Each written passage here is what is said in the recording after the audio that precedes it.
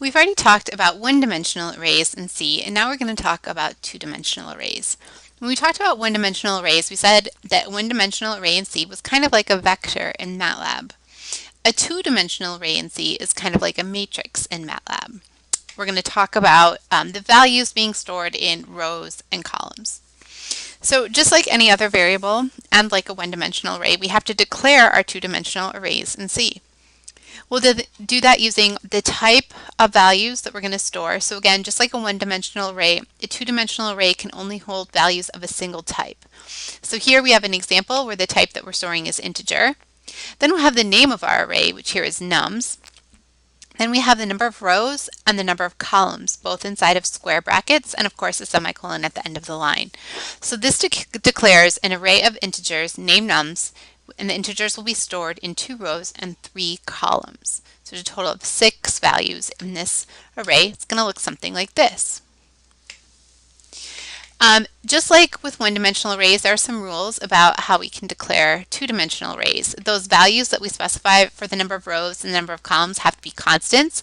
So they can either be numerical constants, like in this example with the 2 and 3, or we can use the named constants like we did with our one-dimensional arrays.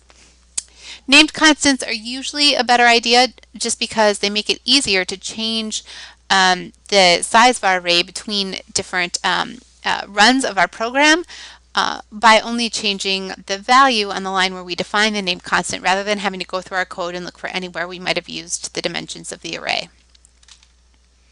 Just like any other variable and like one-dimensional arrays, two-dimensional arrays need to be initialized before we can use them. And you have to assign values to the array before you could then print them or use them in a calculation or access them for some other purpose in your code.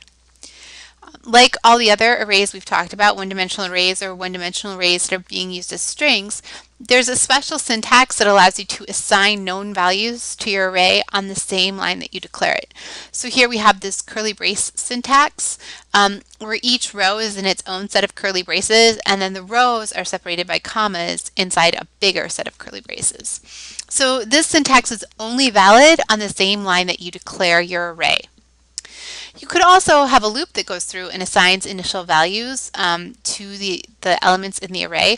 Although note that now that we have a two-dimensional array, we're always going to have to specify both a row index and a column index to get to an individual element of the array.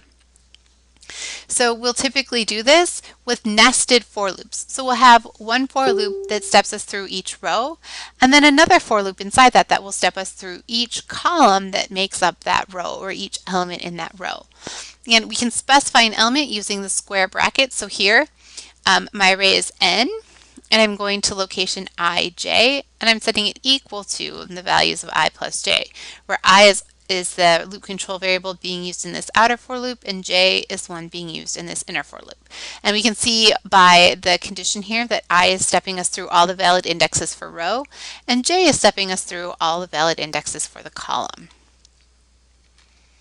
Again, anytime that we want to access an individual element of our 2D array, we'll do that using both a row and a column index. So if you think about our good old 2x3 array that we created, right? The first row is row 0. So in every element in this row, the first index will be 0 because it's row 0. Likewise with row 1, the first index of each element in this row is 1. And then the second index varies by column. So here, these are column 0, column 1, and column 2. So to get any individual element, we just specify both the row and column where we can find that element.